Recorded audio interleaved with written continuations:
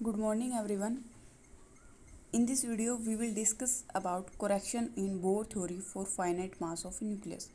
Last lecture में हमने bore theory की लिमिटेशन पढ़ी थी, हाइड्रोजन स्पेक्ट्रम पढ़ा था, उसके लायमन बारमैन पाशन सीरीज़ के बारे में स्टडी की थी, रेडबर्ग फार्मूला, उसकी एनर्जी के बारे में, जो लेवल हैं आए थे हमारे पास N1 N2 N3, उनके एनर्जी के बारे में कि एनर्जी कैसे फाइंड आउट करते हैं। तो हमारे पास एनर्जी कितनी आई थी,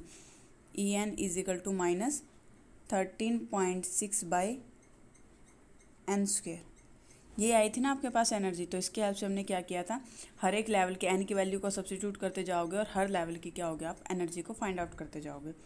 अब नेक्स्ट है कोरेक्शन। अब हमारे पास बोर थ्योरी में कोरेक्शन, मतलब हमारे पास वहाँ पे बोर थ्योरी उसकी लिमिटेशन ख़त्म हो गई है। अब हमें क्या है उसमें कोरेक्शन, जो मेरे पास एक्स्ट्रा टर्म इंट्रोड्यूस की गई हैं कोरेक्ट फॉर्म में, जैसे हमें किसी भी कोई फॉर्मूला देते हैं उसमें कोई भी कोरेक्शन जिसको हमने पूरा एक्सप्लेन नहीं किया हो तो फर्दर एक्सप्लेनेशन आ गई उसकी।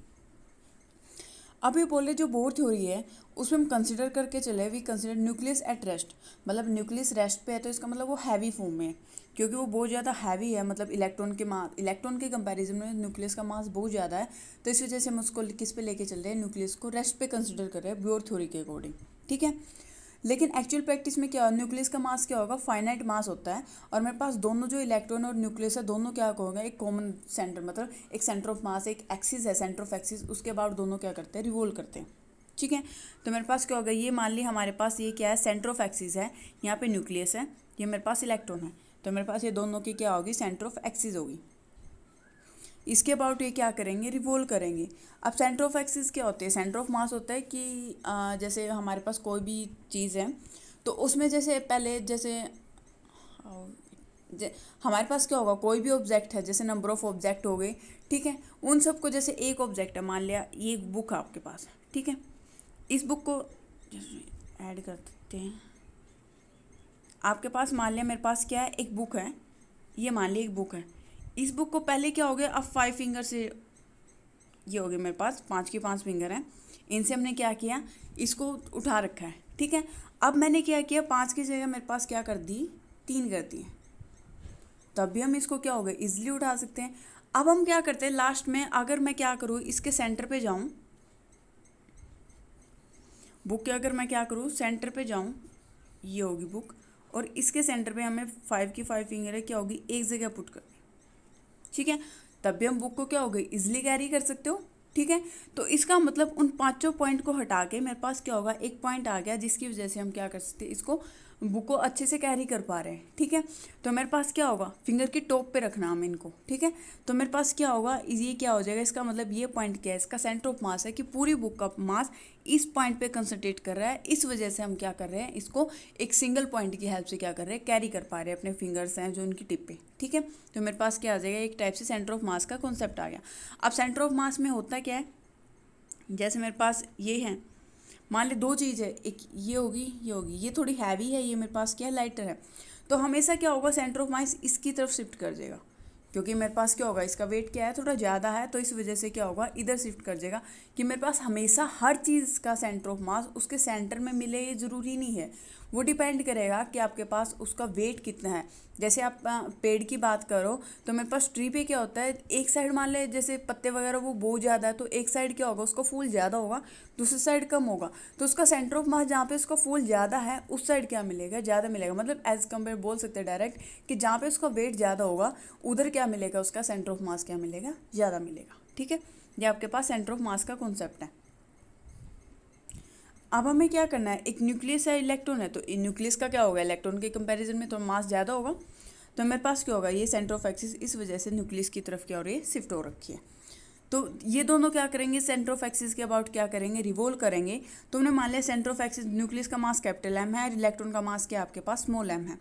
और मेरे पास जो डिस्टेंस है न्यूक्लियस के सेंटर ऑफ एक्सिस से एक्स है, और मेरे पास जो इलेक्ट्रॉन है इसकी क्या हो जाएगी, आर माइनस एक्स, क्योंकि मेरे पास दोनों के बीच की जो डिस्टेंस होती है वो एक्चुअल में रेडियस होती है आर, तो इस वजह से ये क्या आ गया आपके पास, आर माइनस एक्स आ जाएगी।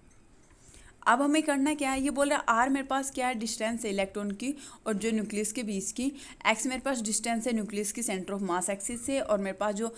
आर माइनस एक्स डिस्टेंस है वो किसकी है, मेरे पास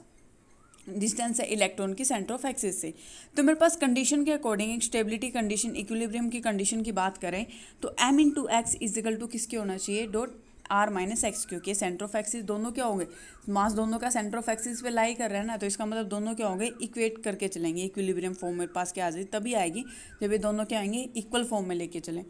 यहाँ से एक्स की वैल्यू फाइंड आउट कर सकते हो, एक्स क्या आ जाएगा, यहाँ से अगर मैं इसको सोल्व करूँ, यहाँ से क्या हो जाएगा एम एक्स, और इधर क्या हो जाएगा M R minus small M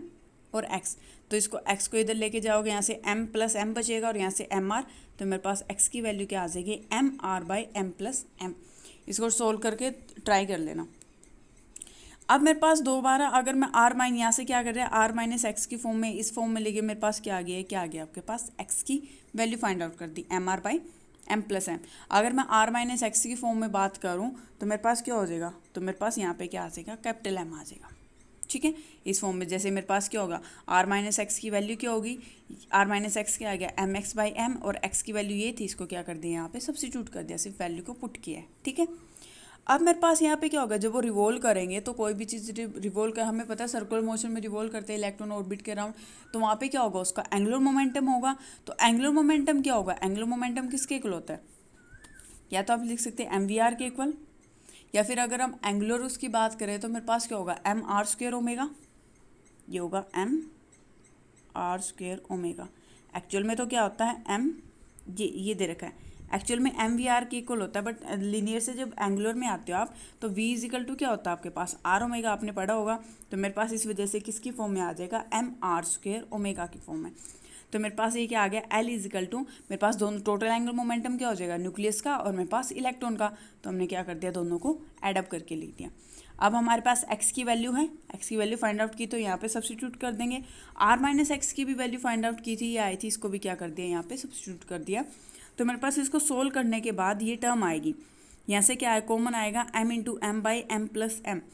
और आर स्क्वेयर ओमेगा। अब आर हमारे पास एक्चुअल एंगुलर मोमेंटम क्या होता है, एम आर स्क्वेयर ओमेगा, तो एम की जगह क्या हो रही है, ये टर्म आ रही है जिसको हमने म्यू का नाम दिया। तो ये क्या होगा, रिड्यूस मास है, कि मेरे पास दो रिड्यूस मास उस फॉर्म में होते हैं, जैसे सेंटर ऑफ मास का कॉन्सेप्ट आता है कि नंबर ऑफ बॉडीज़ है, उससे हम क्या करें, एक सिंगल बॉडी में कन्वर्ट करें। तो यहाँ पे टू बॉडीज एक सिंगल बॉडी में आए हैं, तो उन दोनों का जो मास आएगा वो क्या आएगा, एक रिड्यूस मास आएगा। तो रिड्यूस मास क्या होगा, ये क्या होगा, small M into capital M divide by M plus M. ये इलेक्ट्रॉन का क्या आ जाएगा आपके पास, रिड्यूस मास आ जाएगा। ठीक है, अब अगर हम एनर्जी की बात करें तो एनर्जी ये बोले हमारे पास क्या होगा, जैसे हमारे पास न्यूक्लियस क्या करेगा, मोशन करेगा, तो एम मेरे पास क्या होगा, एम तो म्यू से रिप्लेस हो गया,